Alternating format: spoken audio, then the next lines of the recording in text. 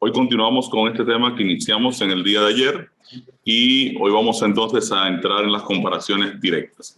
Como siempre hacemos, antes de dar inicio a nuestro tema, vamos a presentarnos delante de nuestro Dios para que nos dirija.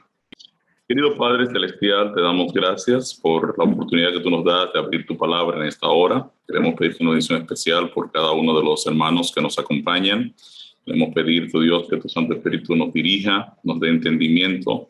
En el nombre de Jesús queremos pedir tu dirección al abrir tu palabra y enseñar los principios que tienes para con nosotros. Gracias te damos, oh Dios, en el nombre de Jesús. Amén. Nosotros haciendo un pequeñito resumen de dónde nos quedamos. Básicamente, les explico aquí un minuto. Iniciamos hablando de el encuentro de Moisés con Dios a través de la zarza ardiente. Y llamábamos este evento una teofanía. Moisés tiene un encuentro con Dios a través de la zarza, donde Dios le habla a Moisés. Decíamos o vimos a la luz de la palabra, que este encuentro ocurrió en el monte Horeb, que es también el monte Sinaí, es otro nombre para el monte Sinaí. Y aquí es donde Moisés se encuentra mientras estaba apacentando las ovejas de su suegro Jetro. Israel se encontraba esclavo en Egipto y era un periodo de oscuridad. O sea, realmente el pueblo de Israel estaba desesperado, clamaron al Señor, le pidieron la liberación de esta problemática, y la Biblia dice que Dios escuchó el clamor de su pueblo, y es la razón por la que Dios se encuentra con Moisés en la zarza ardiente y ahora lo envía a Egipto para que inicie la liberación del pueblo. No sé si ustedes pudieron leer los textos de las plagas, pero básicamente hay 3 capítulos en el libro de Éxodo que nos dan una ruta de cada una de las plagas que cayeron sobre Egipto. La primera plaga fue que todas las aguas de Egipto se convirtieron en sangre. Moisés tocó las aguas y las aguas fueron afectadas y todas terminaron convertidas en sangre. Luego, el faraón decidió no liberar a Israel de Egipto, y la siguiente plaga que vino fue de ranas. Egipto se llenó de ranas, una cosa impresionante. Yo personalmente no me gustan mucho las ranas. Hace un tiempo me chocó una en un ojo cuando estaba lloviendo y yo iba a abrir la puerta del garaje, y entonces yo sentí ese golpe frío en el ojo y todavía siento la sensación de esta rana, ¿no? Pero las ranas son un problema y yo no me imagino una casa llena de ranas por todos lados. Debe ser un espectáculo tremendo.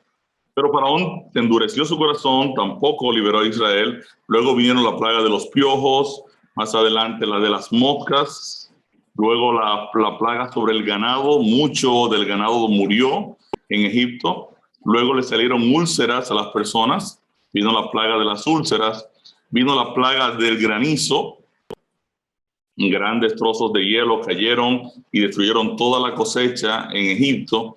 Y luego vino una gran plaga de langostas, y estas langostas acabaron con todo lo verde en esta nación.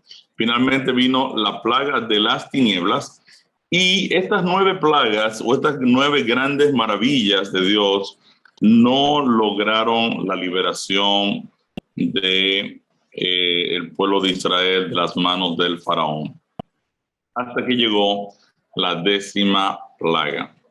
La 10ª plaga se conoce como la muerte de los primogénitos o la Pascua. Dios había ordenado a su pueblo que debían tomar cada familia un cordero, debían sacrificarlo, debían tomar la sangre del cordero y con ella marcar los dinteles de las puertas de sus casas. Y tenían que comer el cordero, uno por cada familia. el cordero era sin mancha, sin mácula, sin ningún tipo de defecto. Era un cordero perfecto. Y a ese evento se le llama en la Biblia la Pascua. La Pascua. La Biblia enseña que justo al otro día, Israel fue liberado de la esclavitud.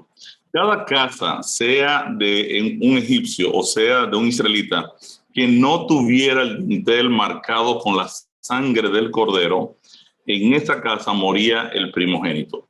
Ya Faraón había matado a los primogénitos hebreos muchos años atrás. De hecho, cuando nació Moisés, ustedes recuerdan que Moisés fue colocado en una canasta. La madre de Moisés quería librarlo de la condenación que Faraón había establecido en ese momento de matar a todos los primogénitos hebreos. Y ahora el Señor está tomando juicio sobre esa decisión de Faraón, de aquel Faraón. Era un Faraón distinto al que estaba gobernando ahora, pero Dios ahora estaba tomando una decisión equivalente de cobrar los primogénitos egipcios. Quiere decir que la casa que no tuviera protegida con la sangre del cordero, entonces en esa casa fallecía el primogénito de la casa. Y esa casa podía ser hebrea o podía ser egipcia, necesitaba la sangre del cordero para que pudiera vivir el primogénito. Vimos que entonces, al morir los primogénitos de todo Egipto, incluido el primogénito de Faraón, Israel fue liberado de la esclavitud.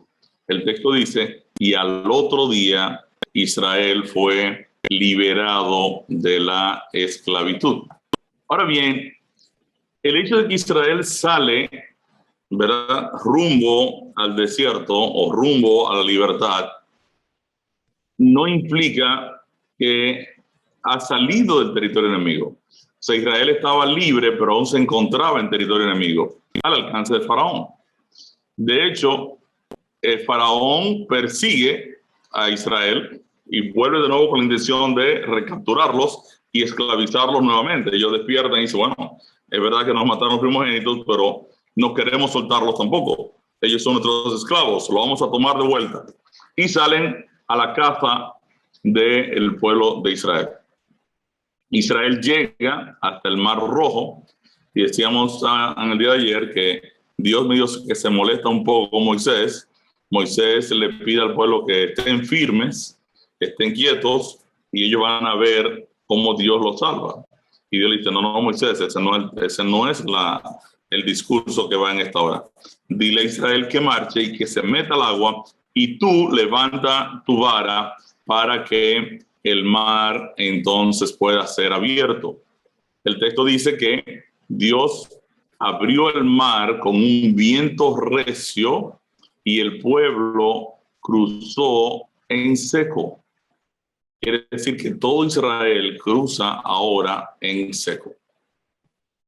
Luego los egipcios entran aquí, las aguas se cierran con los egipcios dentro y todo el ejército de Faraón es destruido en ese intento de continuar con la persecución del pueblo de Dios. Israel queda libre, ahora pasa al desierto y en el desierto Dios lo alimenta a través, ¿verdad?, de suministrarle todos los días, de domingo a viernes, caía maná del cielo. Eso ocurrió durante 40 años, excepto el sábado. El sábado no caía maná. El viernes caía una doble porción. Dios diciendo que Él puede proveer el viernes lo que nosotros pudiéramos demandar el sábado. Dios también proveyó agua en el desierto. Dios proveyó agua para su pueblo. Quiere decir que Dios tomó ahora la provisión de vida para su pueblo.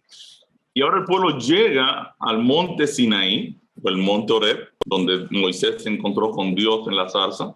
Acuérdense que Dios le había dicho a Moisés, ve a Egipto, libera a mi pueblo y tráemelos aquí en este monte, que aquí yo voy a hacer señal para ellos.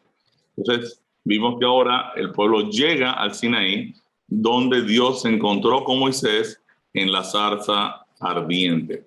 Si analizamos los meses hebreos y las fechas en que Israel salió de Egipto, nos vamos a dar cuenta que los meses hebreos pues son 12, se contaban 12 meses de 30 días, esto está dando unos 360 días, y luego los 5 días y un poquito eran reajustados cada cierto periodo de tiempo para que el año entonces se completara, porque la Tierra no da la vuelta en 365 días exactos, ni en 360 días, sino que 365 días más un poquito. Por eso que nosotros tenemos lo que se llama el año bisiesto. El año bisiesto lo tenemos para compensar en el cuarto año ese poquito de tiempo extra de más de una porción de un día. Cuando tenemos ya 3 años, pues al cuarto año, entonces ese año tiene un día extra, que es un día extra en el mes de febrero para compensar entonces el año. De igual manera, Israel compensaba su ciclo. Tenemos los meses hebreos, Tishrei, aproximadamente en septiembre, octubre, Yesvan, de octubre a noviembre, Kislev, noviembre a diciembre, Tevet, diciembre a enero, diciembre y un poco de enero, Shevat, enero, febrero, Adar, febrero o marzo, y luego tenemos Nisan, Liar, Sivan, Tammuz, Av, Elul. En realidad, para los hebreos, el primer mes del año es el mes de Nisan. El año empezaba por acá, seguía esta secuencia y luego entonces venía aquí a lo que yo tengo como el 1. Entonces, Nisan en realidad era el primer mes, también conocido como el mes de Aviv, el mes de Aviv. De acuerdo a la Biblia, Israel salió de Egipto el 14 de Nisan. Este día fue declarado como la fecha de la Pascua. Vamos a leer Levítico 23:5. No lo tengo en la presentación, pero vamos a ubicarlo aquí directamente en la Biblia. En Levítico 23:5, miren qué dice el texto.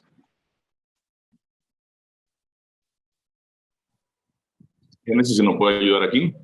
Sí, dice, en el mes primero, a los 14 del mes, entre las 2 tardes, Pascua es de Jehová.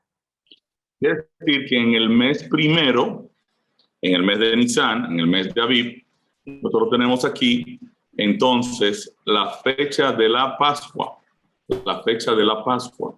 Y esto se celebraba ahora todos los años, había un recordatorio de cómo Dios libró a su pueblo de Egipto. Y esa fiesta se le llamó la fiesta de la Pascua. Era el 14 de Nisan.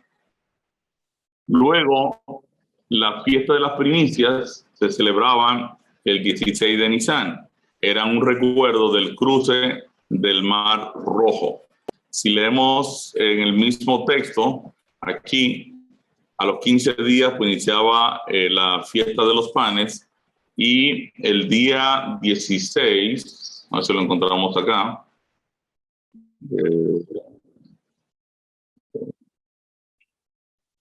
y vamos a ver si lo encontramos.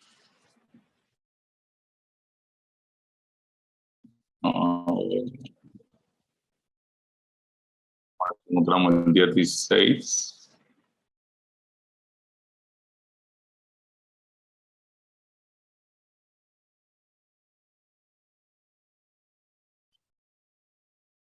No tengo aquí la fiesta de la primicia, a ver dónde está.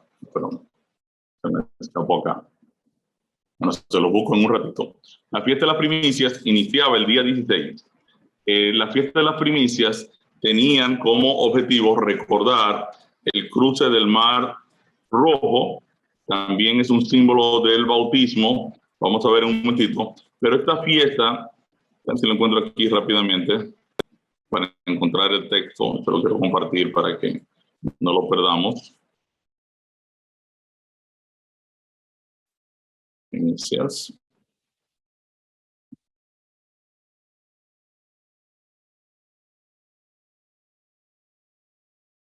Ok. Ok, de vuestras habitaciones.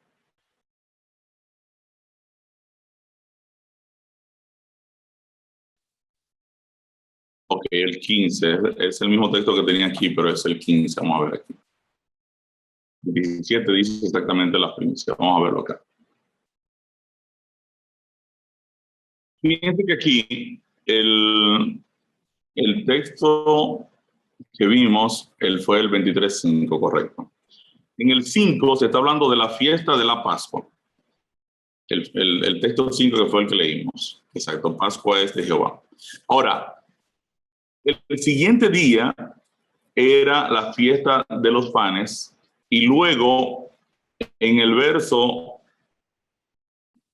siguiente dice, contaréis desde el día de reposo que sigue al día de reposo, desde el día en que ofreciste la gavilla de la ofrenda mecida, 7 semanas cumplidas serán. Hasta el día siguiente, el séptimo día de reposo, contaréis 50 días, entonces ofreceréis el nuevo grano a Jehová. De vuestras habitaciones traeréis 2 panes para ofrenda mecida, que serán de 2 décimas de efa de flor de harina, cocido con levadura, como primicias para Jehová. La ofrenda de las primicias se ofrecía el día 16 de el mes de Nisan. Y se contaban entonces 7 semanas, 49 días de la fiesta de las primicias, para entonces nosotros caer a lo que venía a ser el Pentecostés, que era el día 50. El día 50 era 50 días después del día 16. La fiesta de las primicias se celebraba el 16, 7 semanas después, 49 días después, entonces caía el Pentecostés. Ahora, la Biblia dice que Israel llega al Sinaí el 1 de Sivan. Quiere decir que llega el primer día del tercer mes. Si inician el 1, salió el 14, las primicias son el 16. Si usted cuenta el 1, hay como unos 46 días aproximadamente. Dios le entregó a Moisés las 2 tablas del pacto escritas por el dedo de Dios o por el Espíritu Santo, ya tal y como estudiamos, y eso ocurre el 6 de Sivan. Quiere decir que Dios le entregó a Israel los 10 mandamientos, un Pentecostés, 50 días luego de las primicias. O sea, el día que Dios entregó su ley fue establecido como Pentecostés o 50 días luego de las primicias. Esta es la misma fecha en que ocurre el Pentecostés cuando Cristo muere en la cruz del Calvario. Cristo murió exactamente un día de Pascua, un 14 de Nisan. Luego el 15 iniciaba la fiesta de los panes y levaduras y Cristo resucita el día 16. Pasa 40 días en la tierra con sus discípulos y les dice que se mantengan unidos hasta que venga sobre ellos el Espíritu Santo. Y 10 días después, dice el libro de los Hechos, 10 días después que Cristo asciende al cielo, Cristo pasa 40 días con los discípulos, 10 días después, al día 50, entonces ocurre el derramamiento del Espíritu Santo en Pentecostés.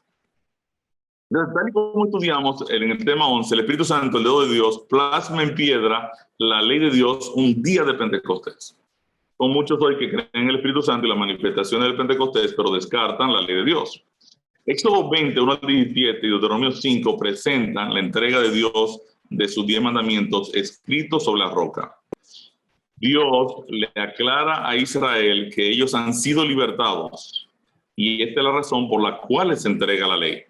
O sea, Dios entrega su ley a un pueblo que ha sido libertado, no a un pueblo que está esclavo. Esto indica entonces que la ley no es un medio de salvación. La ley Dios la entrega a los creyentes que ya fueron libertados del pecado, no se lo entrega a los incrédulos o a los no creyentes. Vamos a ver estos 20, 1 y 2 para que veamos el principio de la libertad. Y habló Dios todas estas palabras diciendo, yo soy Jehová tu Dios, que te saqué de la tierra de Egipto, de casa de servidumbre. ¿Ven? Ahora Dios inicia a decir, no tendrás dioses ajenos delante de mí. Quiere decir que Dios está diciendo aquí, mira, yo te liberé, tú eras esclavo, tú vivías en servidumbre, Ahora yo soy tu Dios y yo soy el Dios tuyo que te libertó de la esclavitud. Ahora yo te voy a dar mi lista. Nosotros vimos, cuando estudiamos la ley de Dios, los principios de los mandamientos. No lo vamos a leer todos, pero sencillamente el primer mandamiento, no tendrás dioses ajenos, apunta a la fidelidad. No te harás imágenes ni de cosas que estén arriba en el cielo ni abajo en la tierra, no te inclinarás a ellas, no las puedes honrar. Eso es idolatría. El principio aquí es el amor. Dios hace misericordia a los que lo aman y guardan sus mandamientos. Vimos que no tomar el nombre de Jehová, tu Dios, en vano, apunta al principio del testimonio. El mandamiento del sábado apunta al principio de la adoración al Dios verdadero. Honrar a nuestros padres y a nuestras madres tiene que ver con el principio del respeto. El no matar, el principio aquí que se exalta es la vida.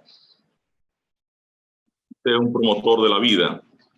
No cometas adulterio, el principio aquí es el orden. No hurtes, el principio es la honestidad. No hables contra tu prójimo falso testimonio, el principio es la verdad. Y no codicies la casa de tu prójimo, el principio es el contentamiento. Ahora, luego del evento del Sinaí, donde Dios entrega sus mandamientos, se manifiesta de manera espectacular al pueblo de Israel. Dice que aquel monte Sinaí se puso al rojo vivo con la gloria de Dios. Fue un evento deslumbrante. Ahora, en Éxodo 25:8, Dios le da una instrucción a Israel. Vamos a leer qué instrucción le da. Y harán un santuario para mí y habitaré en medio de ellos. Dios está pidiéndole a tu pueblo ahora que le hagan ¿qué cosa? Un santuario para él habitar en medio de su pueblo. Este día de Pentecostés marcó el inicio de Israel como pueblo de Dios, donde él habitaría en medio de ellos. En Éxodo 20 están los 10 mandamientos. En Éxodo 25, Dios ya ahora le dice a Israel: yo quiero que ustedes hagan un santuario, porque yo soy su Dios, yo voy a habitar en medio de ustedes. Nosotros necesitamos el concepto de éxodo. La palabra éxodo significa salida, ¿verdad? Salida. La liberación de Israel de Egipto es una historia de libertad. El éxodo es una historia de libertad. Cuando vemos el éxodo, estamos viendo toda una estructura de liberación de un pueblo esclavo de un señor llamado Faraón, que ahora va a pasar a ser siervo del Dios Altísimo. Este es el proceso de cambio de naturaleza. Antiguamente, el pueblo de Israel servía a un amo, ahora va a servir a un Dios que los ama. La liberación de Israel de Egipto es un tipo del plan de nuestra liberación del pecado. Faraón es un tipo del enemigo de Dios que quiere mantener a los hijos de Dios esclavos del pecado. Luego de una serie de milagros y maravillas, lo que termina libertando a Israel es la sangre del Cordero en la puerta. La sangre en la puerta indica que la sangre de Cristo derramada es la puerta que nos conduce a la libertad del pecado. Podemos ver el cruce del Mar Rojo como un tipo del bautismo, la experiencia en el desierto como un tipo de la etapa de la santificación o dependencia total de la provisión de Dios o la dirección de su Santo Espíritu, y finalmente la entrada a Canaán como un tipo de la entrada de los salvados a la Canaán celestial. Entonces ahora vamos a ver qué representan cada uno de los componentes de la historia de la liberación de Israel de Egipto, y vamos ahora a ver qué dice la Biblia sobre qué representan cada uno de ellos. ¿Qué representan Faraón y la esclavitud? Vamos a leer Hebreos 2, 14 y 15. Vamos a ver qué significa el concepto de esclavitud. Así que, por cuanto los hijos participaron de carne y sangre, él también participó de lo mismo, para destruir por medio de la muerte al que tenía el imperio de la muerte, esto es, al diablo, y librar a todos los que por el temor de la muerte estaban durante toda la vida sujetos a servidumbre. Ok. Quiere decir que Cristo participó de nuestra carne y sangre. ¿Para qué? Para destruir al que tenía el imperio de la muerte, esto es su enemigo, al diablo, y librar, fíjense, ahora viene el concepto de redención, librar a los que por el temor de la muerte estaban durante toda la vida sujetos a esclavitud, sujetos a servidumbre. Aquí fíjense que el concepto es un pueblo esclavizado por el enemigo de Dios, y ahora Cristo participa con nosotros, viene como uno de nosotros para librarnos de esa esclavitud. Vamos a leer Romanos 6, 17 y 18. Pero gracias a Dios, que aunque erais esclavos del pecado, habéis obedecido de corazón aquella forma de doctrina a la cual fuisteis entregados, y libertados del pecado, vinisteis a ser siervos de la justicia. ¿Cómo estábamos antes de conocer a Jesús? Esclavos del pecado. ¿Quién nos quiere esclavizar? El enemigo de Dios. Nos quiere mantener en el temor de la muerte, en una vida de inseguridad, en una vida de depresión, de tristeza. Y ahora Cristo nos liberta. Entonces dice el apóstol Pablo en Romanos 6, gracias a Dios, que aunque ustedes eran esclavos del pecado, ustedes ahora han sido libertados del pecado y vinieron a ser siervos de Dios, siervos de la justicia. Vamos a leer Ezequiel 29:3 y vamos a ver qué representa Faraón en la Biblia. Hijo de hombre, habla y di, así ha dicho Jehová el Señor. He aquí yo estoy contra ti, Faraón, rey de Egipto, el gran dragón, que yace en medio de sus ríos, el cual dijo, mío es el Nilo, pues yo lo hice. Fíjense que en Ezequiel 29, Faraón es comparado con el gran dragón. ¿Y quién es el gran dragón? Vamos a ver Apocalipsis 12:9, ¿quién es el gran dragón? Y fue lanzado fuera el gran dragón, la serpiente antigua que se llama Diablo y Satanás, el cual engaña al mundo entero. Fue arrojado a la tierra y sus ángeles fueron arrojados con él. Fíjense que Faraón es un símbolo del enemigo de Dios que quiere, ¿qué cosa? Desea mantener a los hijos de Dios en la esclavitud del pecado. Interesante. ¿Qué representa entonces la sangre en la puerta? Vamos a leer primero de Pedro 1, 18 y 19. Sabiendo que fuisteis rescatados de vuestra vana manera de vivir, la cual recibisteis de vuestros padres, no con cosas corruptibles como oro o plata, sino con la sangre preciosa de Cristo, como de un cordero sin mancha y sin contaminación. Fuimos de cosas rescatados, fuimos liberados. Y ahora, ¿por qué fuimos liberados? ¿Con qué fuimos liberados? Con la sangre preciosa de Cristo, como de un cordero sin mancha. Recuerden que el cordero en la Pascua era sin mancha. Vamos a leer Hebreos 9, 11 y 12, a ver qué nos dice con relación a la sangre. Pero estando ya presente Cristo, sumo sacerdote de los bienes venideros, por el más amplio y más perfecto tabernáculo, no hecho de manos, es decir, no de esta creación, y no por sangre de machos cabríos ni de becerros, sino por su propia sangre, entró una vez para siempre en el lugar santísimo, habiendo obtenido eterna redención. Fíjense el concepto. Redención. Redención, recuerden, es el término que utiliza la Biblia bajo el concepto de esclavos que son comprados para que puedan adquirir la libertad. Redimir es tomar a un esclavo, ¿verdad? Yo pago el precio para libertarlo, para entonces ahora, o sea, lo pago para libertarlo, para ahora dejarlo libre, darle libertad. Hebreos 9:22, ¿qué nos dice? Y casi todo es purificado según la ley con sangre, y sin derramamiento de sangre no se hace remisión. ¿Cómo es purificado? ¿Cómo es libertado la persona del pecado? ¿Cómo es purificado el pecado? Con derramamiento de sangre. Derramamiento de sangre es derramamiento de vida. Dios había dicho, no comáis sangre porque la vida en la sangre está. Quiere decir que Dios está diciendo, cuando hay derramamiento de sangre, lo que hay es derramamiento de vida. Cristo derramó su vida. Al derramar su vida, cada pedacito de vida de Cristo se convierte ahora en la vida eterna de cada uno de nosotros de forma simbólica. Es lo que está representado en el partimiento del pan donde Jesús dice, este es mi cuerpo, que por vosotros es partido.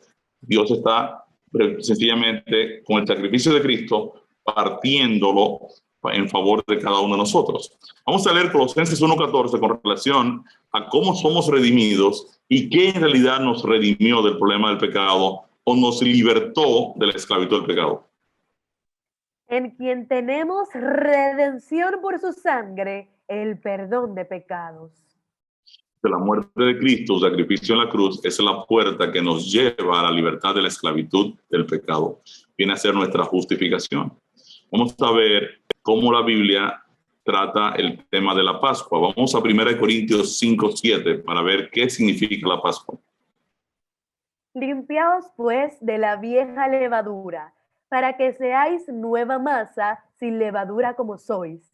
Porque nuestra Pascua, que es Cristo, ya fue sacrificada por nosotros.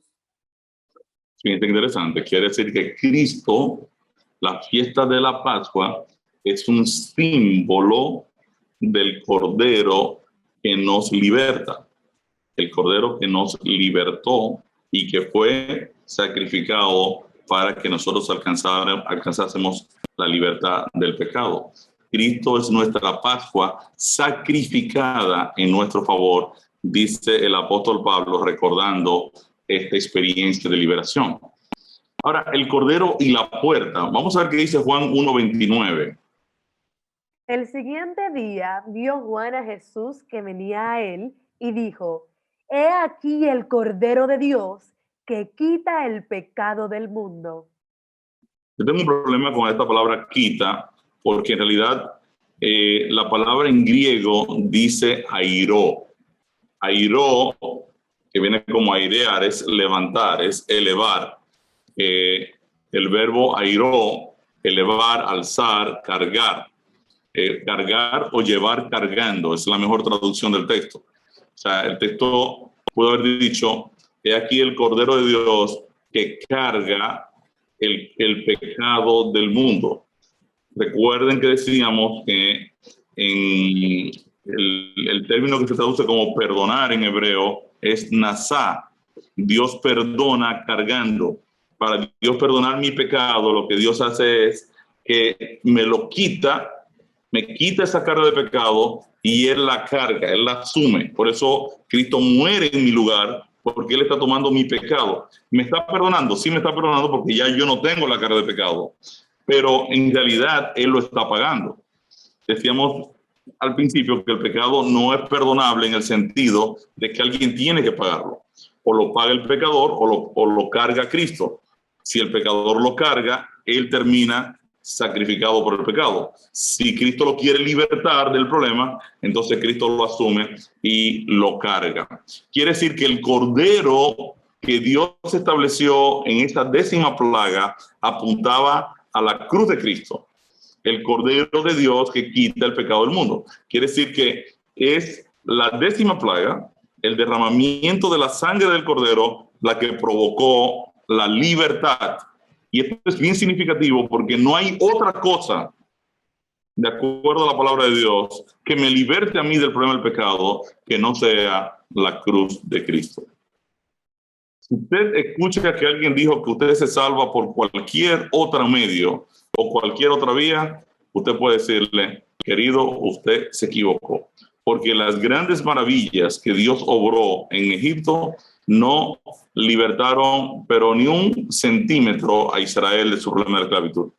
Lo que libertó a Israel fue el Cordero, la sangre derramada del Cordero, que marcó la puerta de salida hacia la libertad.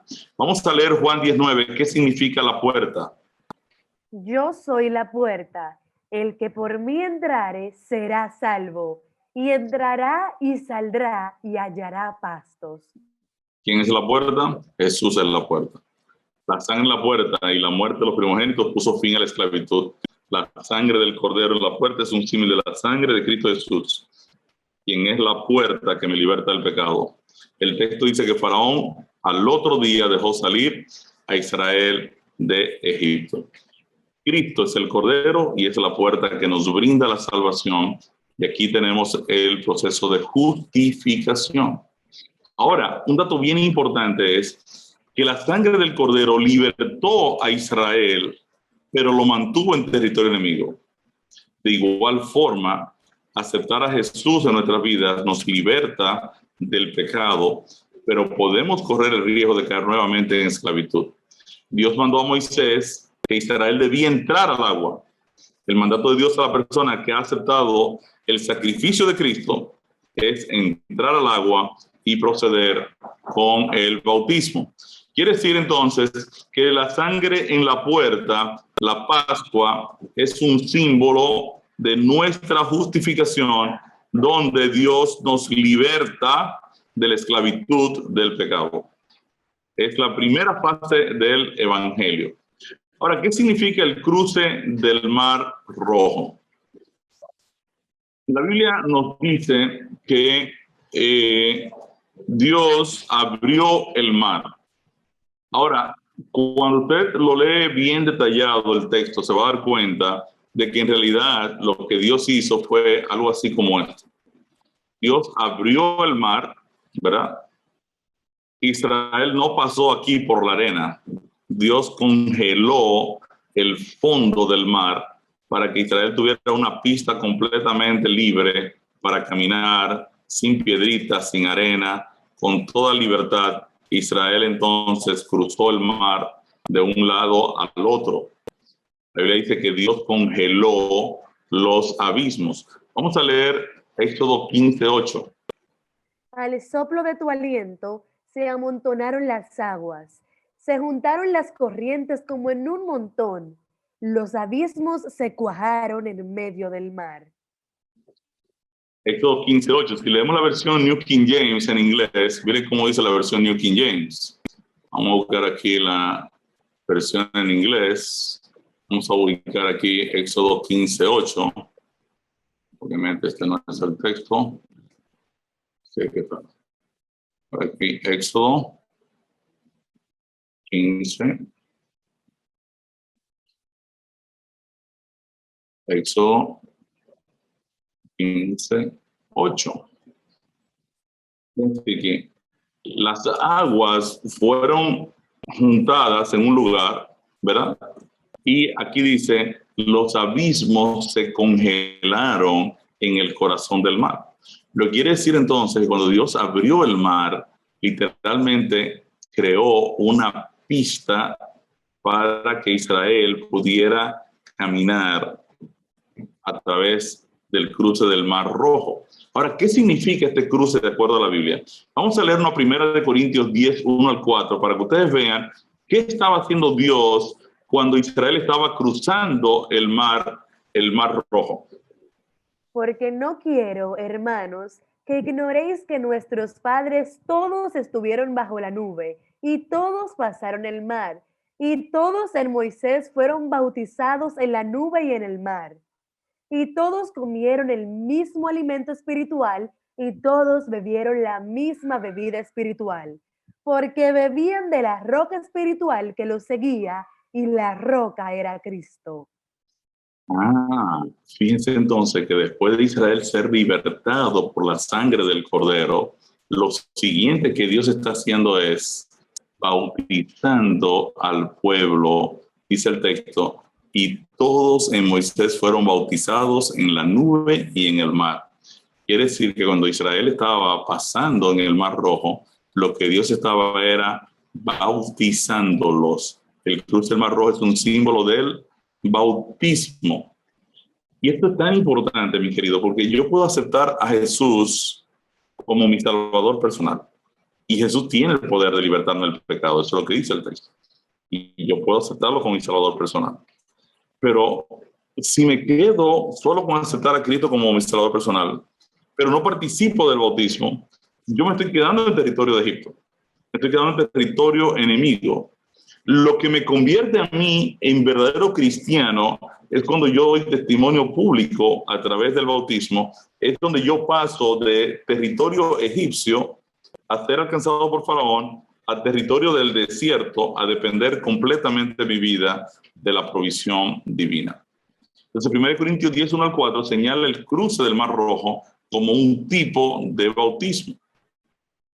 Por medio del bautismo, Dios arrebata al enemigo a aquellos que han creído en Jesús y han tomado la decisión de demostrarlo públicamente. Entonces, el cruce del Mar Rojo es un tipo del bautismo.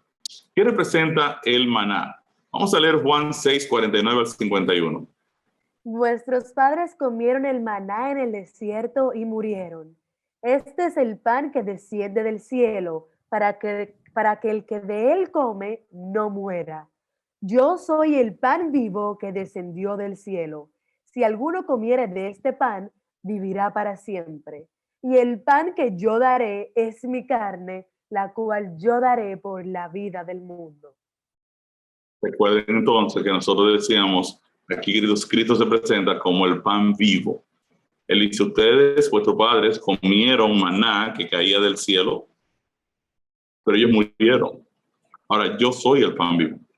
Ese maná, que acuérdense que se dañaba, cuando se dañaba, no se dañaba tomando moho, se dañaba adquiriendo gusanos y con mal olor.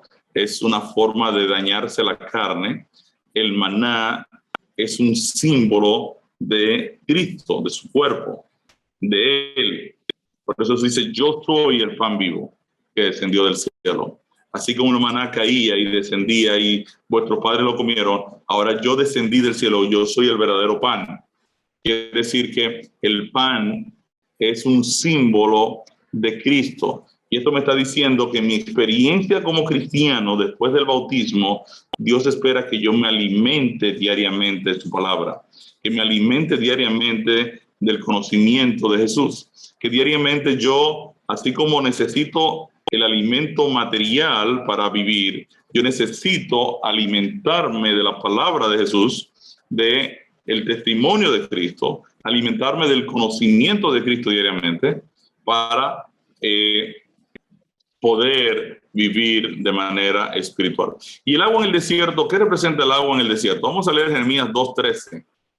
Porque dos males ha hecho mi pueblo. Me dejaron a mí fuente de agua viva y cavaron para sí cisternas, cisternas rotas que no retienen agua.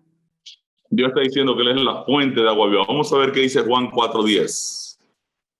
Respondió Jesús y le dijo, si conocieras el don de Dios y quién es el que te dice, dame de beber, tú le pedirías y él te daría agua viva. Jesús, hablando con la mujer samaritana, le dice, mujer, dame de beber. Dice, qué raro que tú pidiéndome, tú eres judío y tú me pides a mí agua, que soy una mujer samaritana. Entonces, aquí empieza la discusión hasta que Jesús le dice, mira, yo no te estoy pidiendo agua porque yo tengo sed. Yo te estoy pidiendo agua porque tú tienes sed. Yo soy el agua viva. Si tú tomas de mi agua que yo te doy, tú nunca tendrás sed. Tú tienes vida eterna. Y esto para mí es extraordinario. El maná y el agua en el desierto representan la provisión de vida de Dios a su pueblo liberado del pecado. Ambos son un tipo de Cristo. ¿Qué representan los 10 mandamientos? Primero es Juan 2, 3 y 4. Y en esto sabemos que nosotros le conocemos si guardamos sus mandamientos. El que dice, yo le conozco y no guarda sus mandamientos, el tal es mentiroso y la verdad no está en él. Entonces, Dios entrega los mandamientos a Israel luego de ser liberado, no en Egipto como un medio de liberación. Y esto se debe a que la ley de Dios no es un medio de salvación, es un símbolo del carácter. La ley de Dios es la norma de vida de aquel que ha sido libertado del pecado y está siendo guiado por el Espíritu de Dios. ¿Qué representa el tabernáculo en el desierto? Vamos a leer 2 Corintios 6, 15 y 16.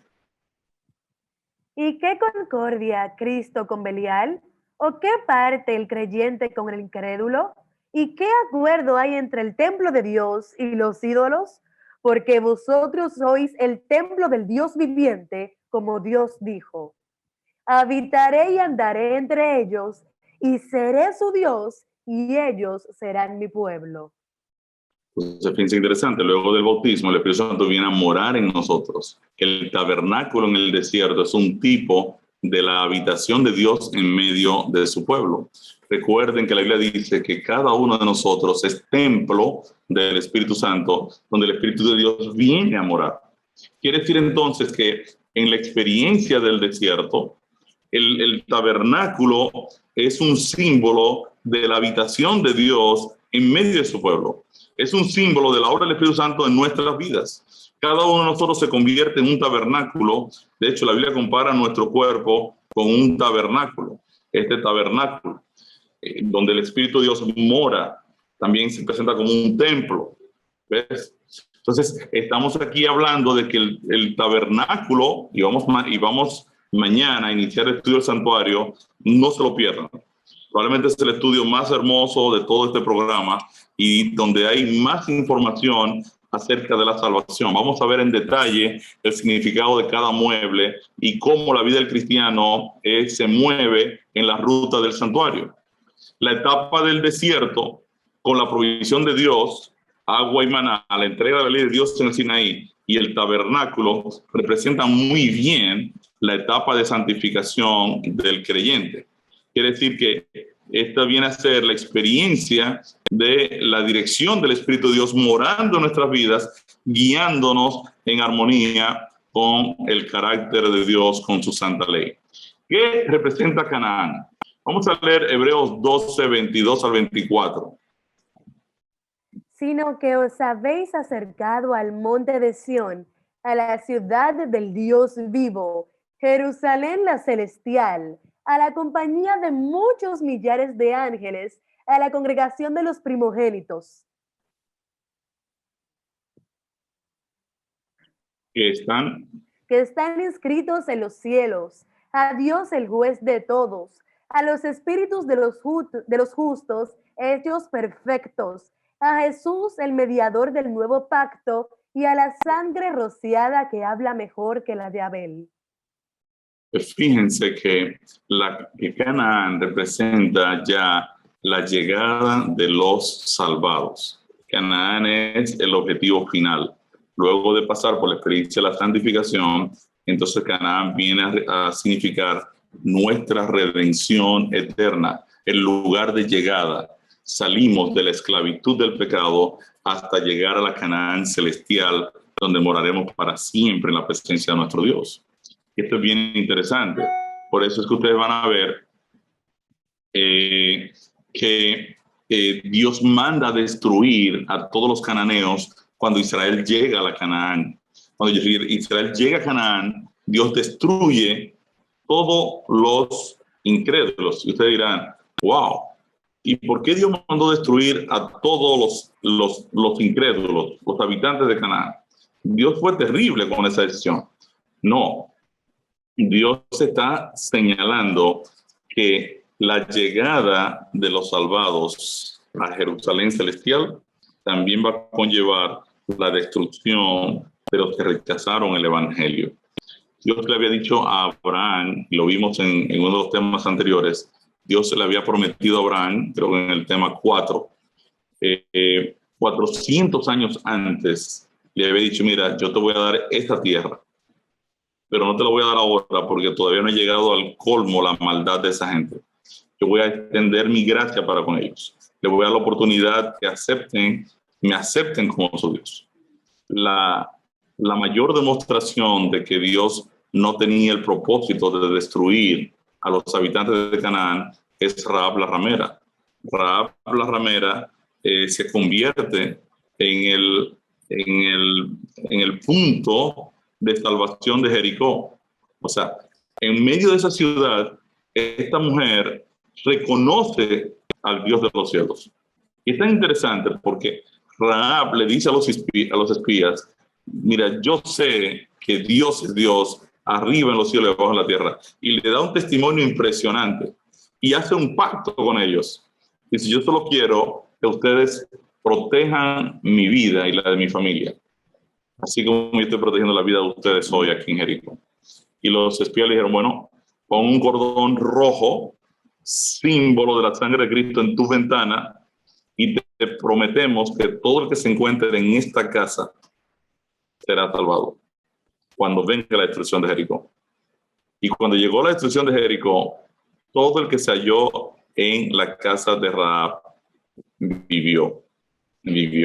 La casa de Rahab se convirtió entonces en el vehículo de salvación de Jericó. El prostíbulo de Jericó se convirtió en la iglesia del Dios vivo. Y esto significa que Dios en realidad no tiene intención de destruir al pecador, sino que lo llama al arrepentimiento.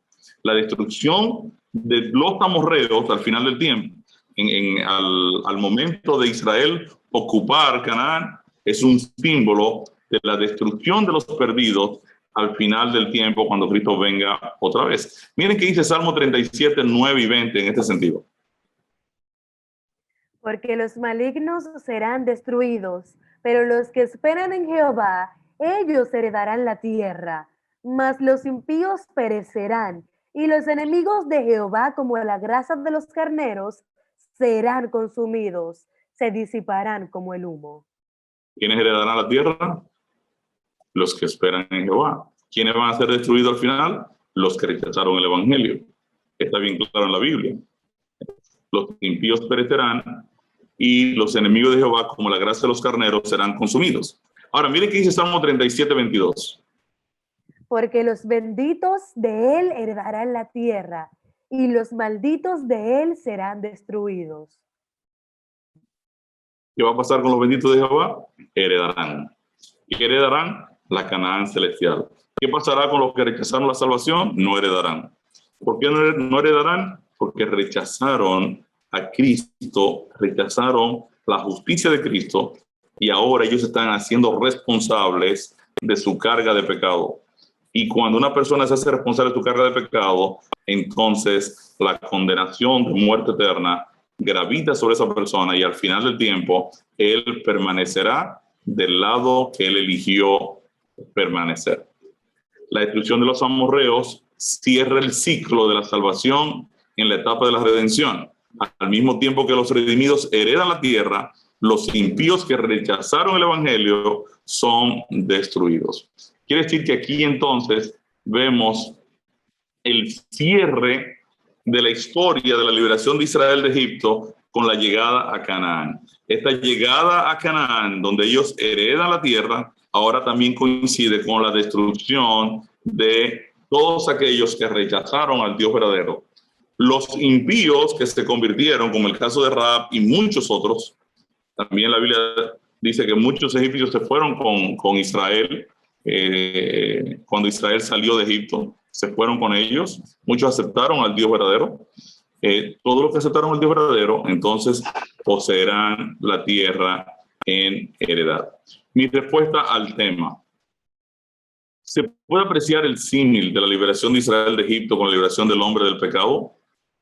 Definitivamente que hay una congruencia entre esta historia y lo que hemos estudiado con relación al tema de la salvación. Usted puede leer en Salmos 66, 5 y 6, 78, 12 al 16, 105, 26 al 45 y demás textos aquí, toda la historia de la liberación de Israel de Egipto. A través de la palabra de Dios, nosotros vemos que Dios le dio un valor extraordinario a esta historia.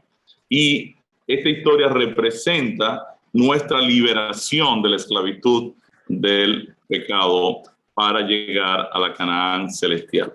Ahora, en resumen, ¿qué hemos aprendido hoy? Bien, hoy hemos aprendido que la liberación de Israel de Egipto es un tipo o modelo de salvación que representa la liberación del pecador por medio de Cristo.